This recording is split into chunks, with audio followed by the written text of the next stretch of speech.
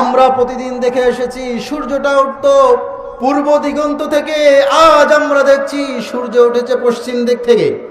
আল্লাহু আকবার। সূর্য যেই দিন পশ্চিম দিকে উঠবে সেই দিনটা হবে জুমার দিন। সবাই আতঙ্ক হয়ে যাবে, ঘটনা কি, গোটা দুনিয়াটা এমন কেন মনে হচ্ছে আজ? সূর্য ওঠার কথা ছিল পূর্ব দিক থেকে, আজ দেখি সূর্য উঠছে পশ্চিম দিকে, ঘটনা কি? সবাই আতঙ্ক হয়ে পড়বে। কিছুক্ষণ পরে আবার সবাই দুনিয়া নিয়ে ব্যস্ত হয়ে যাবে। কেউ বাজারে চলে যাবে, কাস্টমারকে দোকানদার কাপড় দেখাবে। হাদিসের মধ্যে এভাবে আসছে, দোকানদার কাস্টমারকে এভাবে কাপড় খুলে খুলে দেখাবে, এই থান নয় ওই থান থেকে কাপড় দেখাবে। এরপরে কৃষকরা বেচাকেনা করে যে ডালাটা থাকবে, ডালাটা মাথায় করে বাড়ির দিকে নিয়ে যাবে।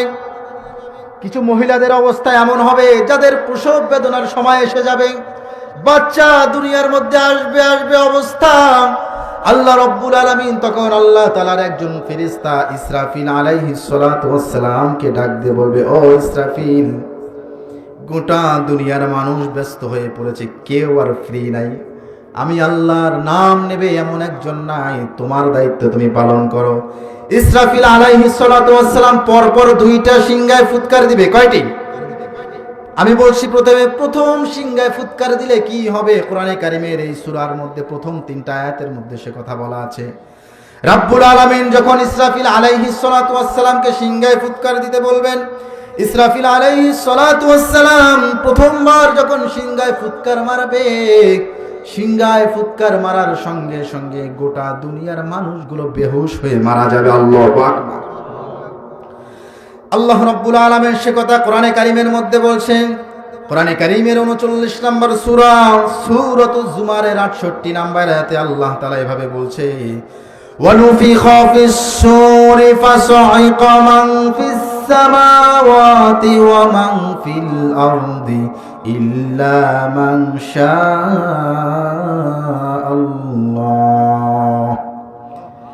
সেদিন যখন ফুৎকার মারা হবে, যেদিন ফুৎকার মারবে, আল্লাহ রব্বুল আলামিন যাদেরকে চান তারা ছাড়া আসমান জমিনের মধ্যে যারা থাকবে সবাই বেহুশ হয়ে মারা যাবে।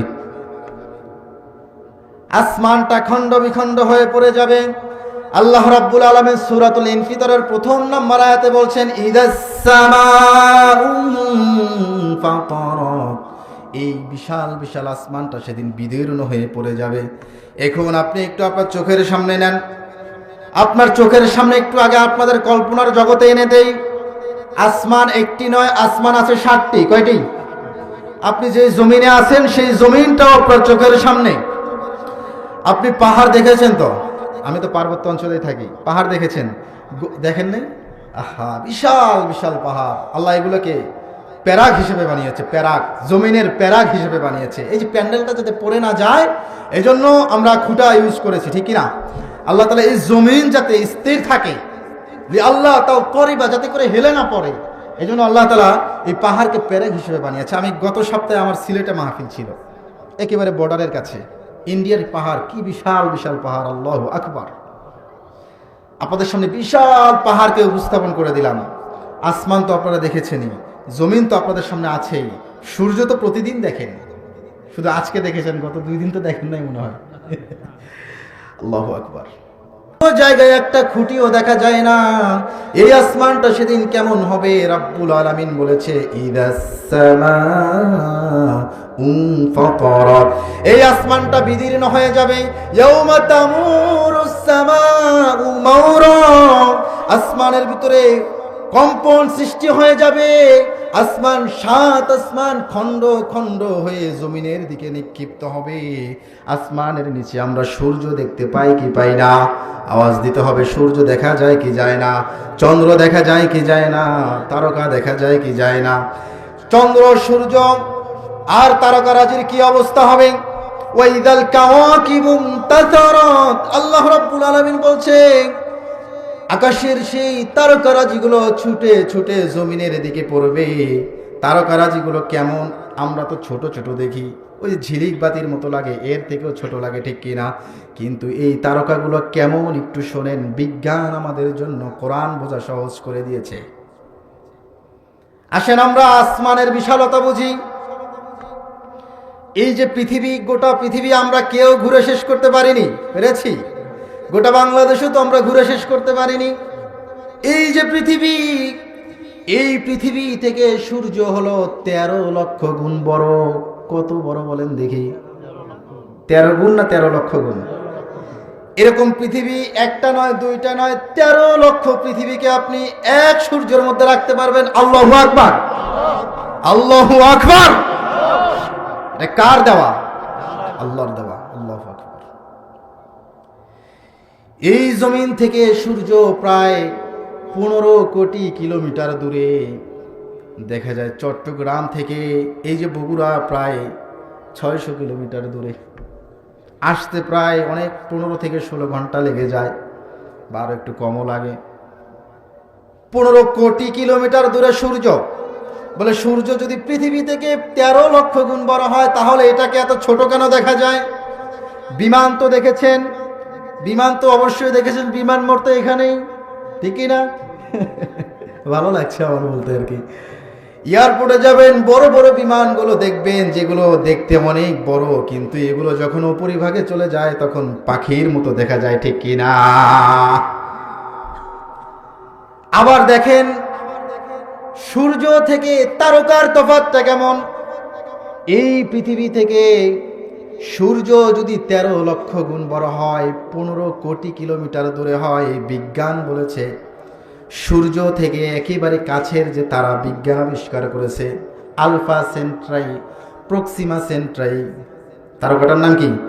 একেবারে কাছের যে তারা, সেই তারার নাম প্রক্সিমা সেন্ট্রাই, যা হলো 40 লক্ষ কোটি কিলোমিটার দূরে। আল্লাহু আকবার। 40 লক্ষ কোটি কিলোমিটার দূরে। বিজ্ঞান আরো বলেছে ওই প্রক্সিমা সেন্ট্রাইয়ের পাশের যে তারকা আলফা সেন্ট্রাই এ, আলফা সেন্ট্রাই বি, এই দুইটা তারকা একেবারে হলো প্রক্সিমা সেন্ট্রাইয়ের কাছাকাছি তারা। এই দুইটা তারকার দূরত্ব হলো প্রক্সিমা সেন্ট্রাই থেকে 95,000 কোটি কিলোমিটার দূরে। আল্লাহু আকবার। তাহলে বলেন দেখি, সূর্যের থেকে তারা আরো ছোট না বড়? সূর্যের থেকে তারা আরো বিশাল, আরো বিশাল। আবার তারা কি একটা না দুইটা, নাকি অনেকগুলো? আওয়াজ দিয়ে বলেন, তারা কি একটি নাকি অনেকগুলো? এই অনেকগুলো তারা আবার গ্যালাক্সির মধ্যে রয়েছে। গ্যালাক্সির সংখ্যা আরো কত? আল্লাহু আকবার। এক একটা গ্যালাক্সির মধ্যে একটা নয়, দুইটা নয়, লক্ষ লক্ষ কোটি কোটি তারকা এক একটা গ্যালাক্সির মধ্যে আছে। এক একটা গ্যালাক্সি না জানি আরো কত বড়। বিজ্ঞান প্রথম আসমানের নিচে 2 লক্ষ কোটি গ্যালাক্সির আবিষ্কার করেছে। আল্লাহু আকবার। গ্যালাক্সি থেকে আসমান আরো বড়। আল্লাহু আকবার। 7 আসমান পড়ে যাবে। এই পৃথিবী থেকে 13 লক্ষ গুণ বড় সেই সূর্য, সেই সূর্যটা কিরণ হারিয়ে ফেলবে। আল্লাহ রাব্বুল আলামিন বলছে, ইদা শামসু কুবিরাত, সূর্য সেদিন তার কিরণ হারিয়ে ফেলবে। আল্লাহু আকবার। ফাইদা বারিকাল বাসার খাসাফাল কমার ওয়া জুমিআ আশ-শামসু ওয়াল কমার। আল্লাহ বলেছে ইসরাফিল আলাইহিস সালাতু ওয়াস সালাম যখন প্রথমবার সিংহায় ফুৎকার মারবে, প্রথমবার সিংহায় ফুৎকার মারার পরে 7 আসমান পড়ে যাবে, তারকাগুলো ছিটে ছিটে পড়ে যাবে, চন্দ্র আর সূর্য একাকার হয়ে যাবে। পাহাড়গুলোর অবস্থা কেমন হবে? ওয়াইদাল জিবালু সুইজিরাত, আল্লাহ তাআলা পাহাড়গুলোকে জ্বালিয়ে দেবে। অন্য আয়াতের মধ্যে আছে পাহাড়গুলো ধুলার মতো করে উঠতে থাকবে। আবার কোরআনে কারিমের অন্য একটা আয়াতের মধ্যে আছে পাহাড়গুলো তুলার মতো উঠতে থাকবে। সূরাতুল কারিয়ার মধ্যে আছে ওয়া তাকুনুল জিবালু কাল আহিনিল মানফুশ, পাহাড়গুলো পশমের মতো উঠতে থাকবে। আল্লাহু আকবার। এই পাহাড়গুলো কেমন? আমি তো ওই সাজেক পাহাড়ের কাছাকাছি মাঝে মাঝে আমার যাওয়া হয়, যেহেতু চট্টগ্রাম থাকি। এত উঁচু পাহাড়, মেঘ আমাদের মাথা থেকে অনেক উপরে দেখা যায়, কিন্তু ওই সাজেক পাহাড়ে যখন ওঠা হয় তখন দেখা যায় মেঘ নিচে, পাহাড়ের মাথাটা মেঘের ওপরে। এই পাহাড়গুলো সেদিন ধুলার মতো উঠতে থাকবে। জমিনের অবস্থা কেমন হবে জানেন নাকি? ওয়াইদাল জিবালু, জমিনের অবস্থা সেদিন কেমন হবে? আল্লাহ রাব্বুল আলামিন বলেছেন ইদা যুলজিলাতিল আরদু জিলজালাহা, এই জমিনে সেদিন প্রকম্পন সৃষ্টি হয়ে যাবে, প্রকম্পন তৈরি হয়ে যাবে, কাঁপতে থাকবে। জমিনের মধ্যে ভূমিকম্প হতে থাকবে। ঢাকায় ভূমিকম্প হলে, এখন তো বগুড়ায় ভূমিকম্প হয় না, বগুড়ায় ভূমিকম্প হলে চট্টগ্রামে ভূমিকম্প হয় না, চট্টগ্রামে ভূমিকম্প হলে ইউরোপে ভূমিকম্প হয় না, আমেরিকায় ভূমিকম্প হলে সৌদিতে ভূমিকম্প হয় না, ঠিক না? কিন্তু ওই দিন এমন হবে গোটা বিশ্বের প্রত্যেকটা জায়গার মধ্যে ভূমিকম্প হবে। আল্লাহু আকবার। ওয়াখরাজাতিল আরদু আযকালাহা, সেদিন জমিন তার সব কিছু বের করে দিবে, জমিনের নিচে যা কিছু আছে সব বের করে দিবে।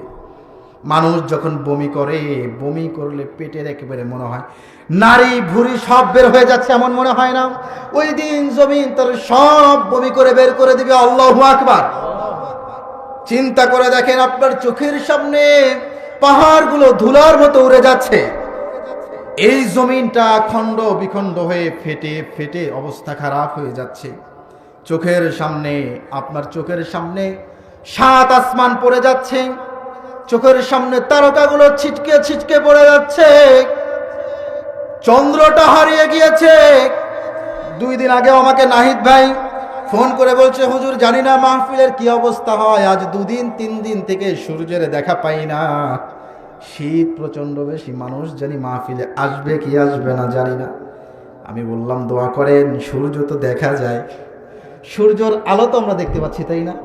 সেদিন সূর্যের আলো আর থাকবে না, চাঁদের আলো থাকবে না, নিকষ কালো অন্ধকার হয়ে যাবে।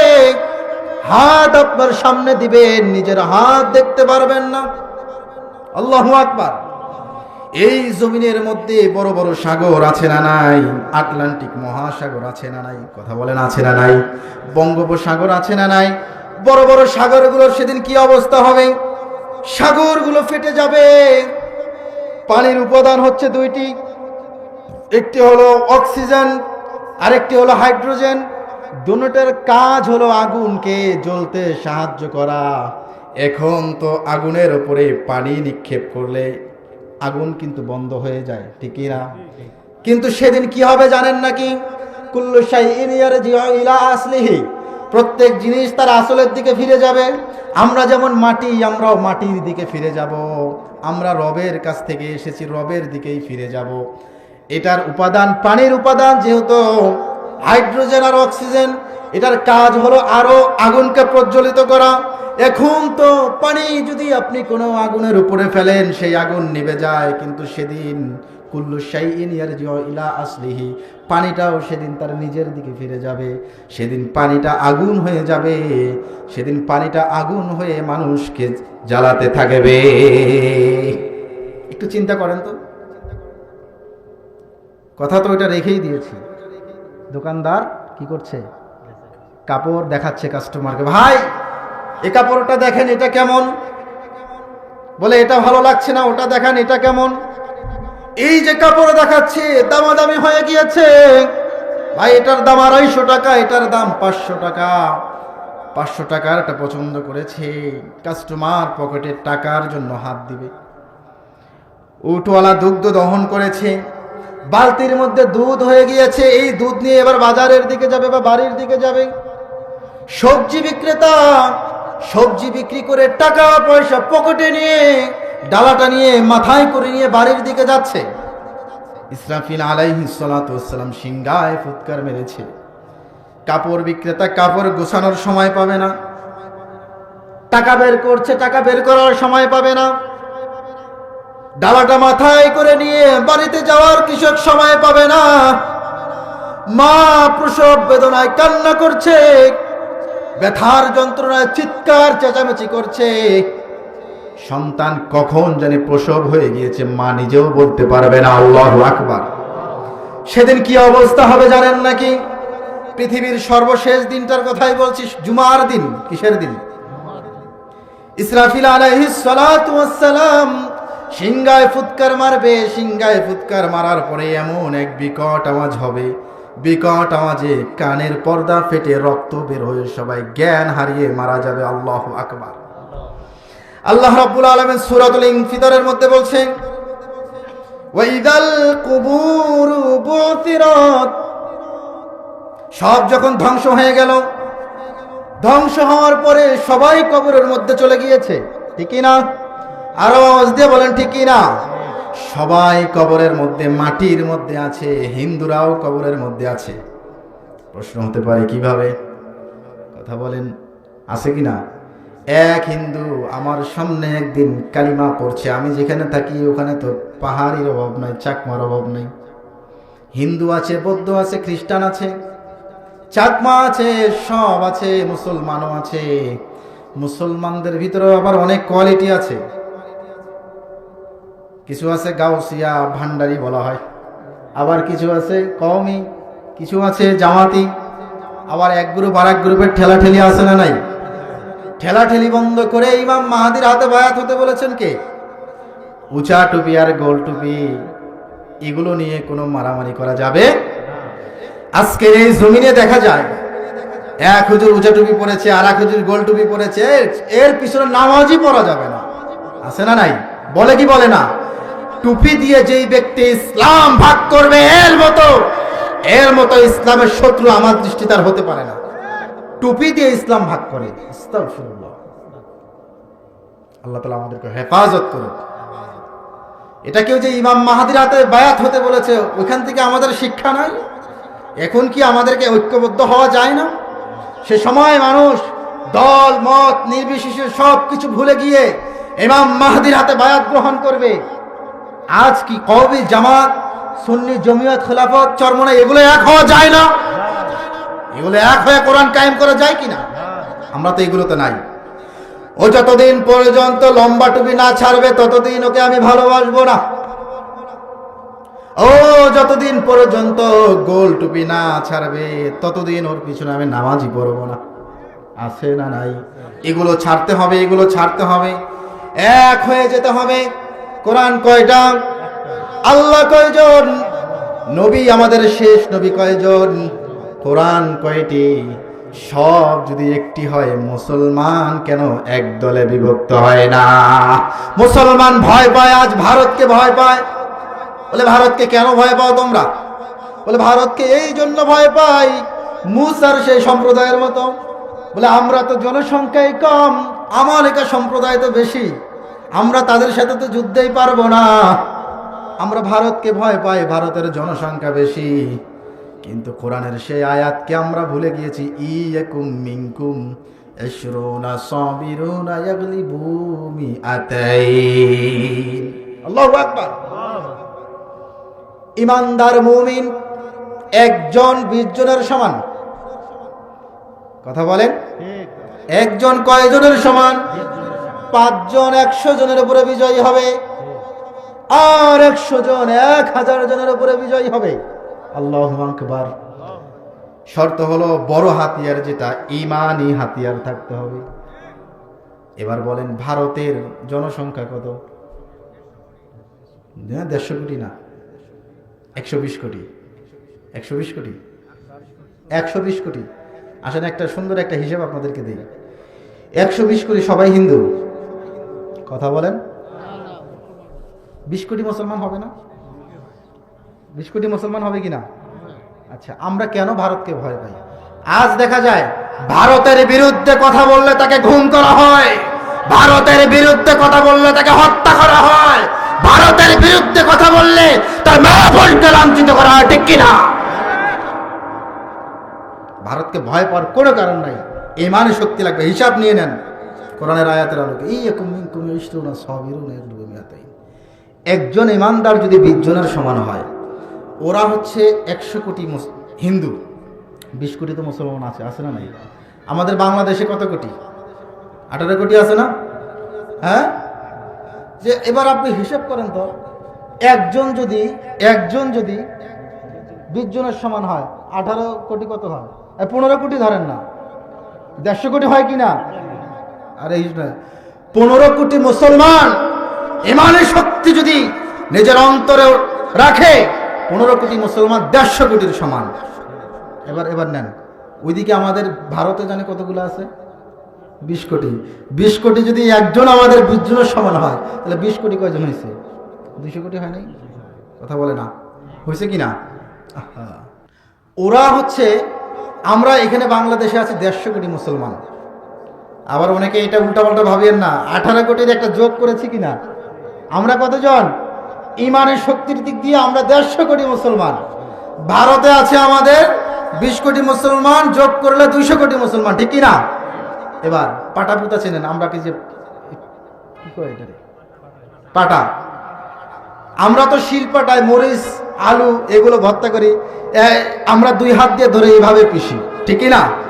কিন্তু এটা এমন এক শিলপাটা হয়ে যাবে, তখন পাটা পাটা হবে একটা, শিল হবে 2টা।